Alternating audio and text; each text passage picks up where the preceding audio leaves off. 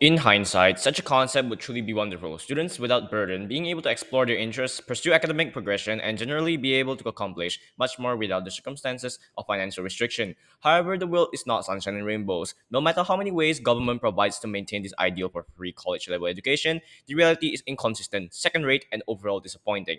Firstly, both sides for elaboration want students to pursue education, difference being that naturally the financial restriction on our side government has brought up. And we acknowledge this, and this is true for the reason so that the high maintained standard of higher education can still be consistent while also having the provided experience you gain during college. And in such a problem now is that it all comes down to the unfortunate individuals who lack resources to pursue such a path. And so government paints out this debate under the circumstances for those who aren't able to afford such pathways. Although this point is valid, how they want to manifest their idea into this world will only lead to into educational downfall. What we want now here is a harmonious balance between those who have financial circumstances and cannot afford to go to college, yet can still experience a college experience as well as educate themselves properly. This ideal is different from government because we acknowledge the impossibility of their complete free of charge college program for every individual who wishes to do so. And in such, going on to some common setup and clarification, our burden to prove here now is why doing this is actually detrimental to our society and the impact that it will bring not just to the educational community but to our general society. And in such, when it comes to this, I want to make some quick rebuttals. What government has revolved their argument around is how they will be using as many accommodating resources to fund this plan. But such an ideal has already been thought of across many communities. How they assume it will play out is their best case scenario, where they will maintain their funds across the plan, where they will always have a consistent amount of resources in order to keep running this. However, what they fail to acknowledge is that the very sectors that they say they will cut down on, the very sectors that they say they will tax and raise taxes on in order to raise more funds or resources for this, that entire contribution or a large portion of the contribution comes from the educational sector. And in such, how will they then use the very money that goes to education to then not only make it free but then also essentially cut off any profits made on the educational sector? Now, in general, we understand the concept of sometimes corporations being greedy, or even colleges charging such an insane, large, hefty amount in order for you to pursue education there. However, we need to make this clear that these are businesses, even though that they are for the sake of the betterment of humanity, even though for the sake of the betterment of society, they're businesses, and businesses need to run profit. And when these businesses run out of profit, or when these businesses lack profit, what you'll expect to see is a downturn in quality. You will then see a downturn in consistency. And this will not only just lead to a lack of actual good performing college institutions that are willing to do this, but also in general, it will then just make a bad ideal for this program. People will just assume this is a way to cut down costs. And in such, what is the point then when you provide people with education, but the education isn't even good to begin with? And so let's be generous and assume the educational sector remains unaffected. Let's assume that they still don't it's just to say that the contributions provided by the educational sector to the economy is not affected, even though that is very delusional and out of place here. This still doesn't change how now staff of these colleges, corporations are overworked due to the large masses of students and outrageous regulations provided by government. They fail to acknowledge the perception of those who contribute to the education itself, for example, professors, advisors, or general staff. So, in such, I want to go over my first argument, the burden and detrimental effects this will cause. For some context, we understand that the ideal is based around the opportunities provided for those who cannot afford to go to college, and that funds will be optimized. And so, assuming that this is already their best case scenario, it still doesn't change how standards and qualifications will definitely be dropped. Sure, the premise here is that many individuals who lack financial resources to partake in college, but finance is only an issue for some.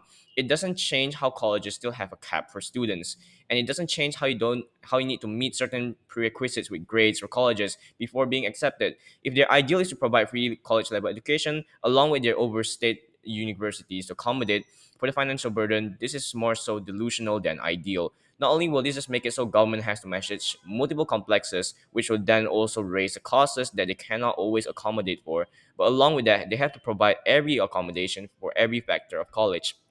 And so, going on to this argument, let's assume that they take full control over state universities and nationalize them. How then will they have enough resources to pay the wages for staffs and, as mentioned, accommodate the students to dormitories or just basic utilities?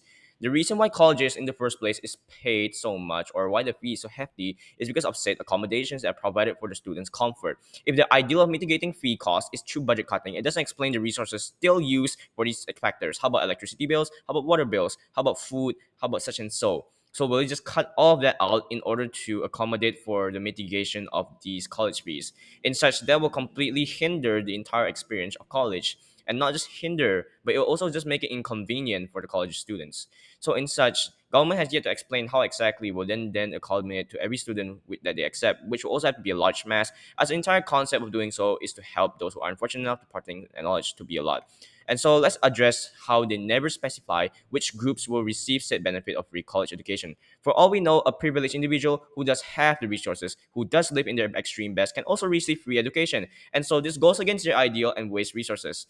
And so because they don't elaborate on that, this argument is null and void. For my second argument, I'll talk about the unfairness and uncertainty of this ideal.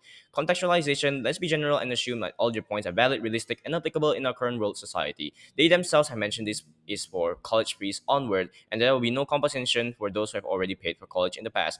But this would then include those who haven't finished paying off their debts. The same idea there, where they want to help people gain opportunities, where they want to lift burden off people, is an easy misunderstanding for the masses as a missed opportunity and unfair change. People who spend years working off their debts for the masses. People have spent years working off their debts, now suddenly looking at the world free of this burden. Naturally, it is actually a joyous ideal, but humans are envious, and this is something that people have already been suffering long enough to break out over. The premise I can get from this is that it is ironic for them to help people gain opportunities while still letting those who are already suffering remain to suffer.